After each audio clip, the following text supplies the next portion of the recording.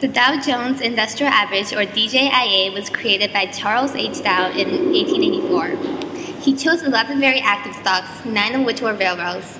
At the end of each trading day, he simply added up their closing prices and divided by 11 to get that day's measure of the market.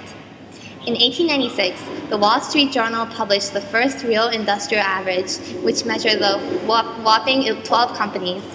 One of them, General Electric, remains on the Dow today. In 1916, the Dow increased to 20 stocks, and in 1928, it grew to 30 stocks. The Dow is a benchmark for the entire stock market. It's an imperfect one, but popular because of its simplicity. Other indexes like the S&P 500, NASDAQ Composite, and Wilshire 5000 capture a large cross-section of the market and provide better benchmarks for comparing the performance of mutual funds, hedge funds, and other stock pools. But the Dow persists. It's listed in every paper, reported by talking heads on the news every evening, and whizzes past light screens in brokerage offices every few minutes.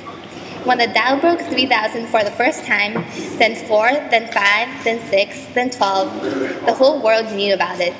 Few could tell you where the S&P 500 stood on those days. And impressively, the Dow keeps pace with the S&P 500. They've both returned an average annual 10.5% over the past 75 years or so. More recently, the Dow has performed better. Over the 10 years that ended December 31st, 2007, the S&P 500 returned 51%, but the Dow returned 68%. Want to see the difference a year can make? Over the 10 years ended December 31st, 2008, the S&P 500 returned negative 27%, but the Dow returned minus 4%. The 2008 recession was a doozy. The Dow's outer performance during both good and bad times provides rousing testimony to the dominance of the 30 Dow companies. Each is powerful enough in its industry to stand for its competitors not listed on the Dow. Think of the Dow as a mini Senate representing the various parts of our economy. The senators vote daily on how the market is doing. There are senators from the computer industry, the food industry, the healthcare industry, the retail industry, the entertainment industry, the aerospace industry, the financial industry, and so on. The defining characteristic of all 30 Dow companies is their gargantuan size. To take one example, Walmart had sales of $405 billion in 2008, a full 3% of America's gross national product. It employs more than 2 million people worldwide. Each Dow company does billions of dollars in annual sales. Most are diversified into a bunch of different businesses, and they're international contenders. Even though the list reads like a who's who in American business, you probably spend even more money with these companies than you think.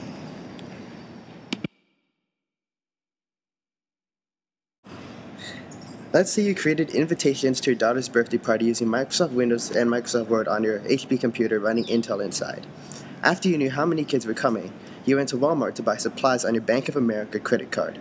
You received a phone call from your mother on your Verizon wireless phone, but it cut, so you called back on your AT&T landline.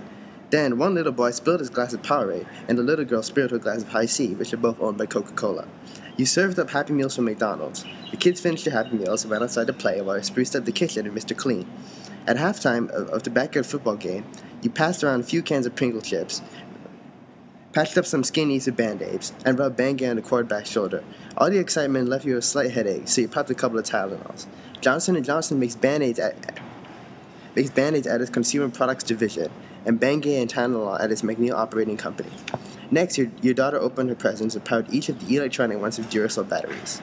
At the final event of the party was to watch the newest DVD from Disney.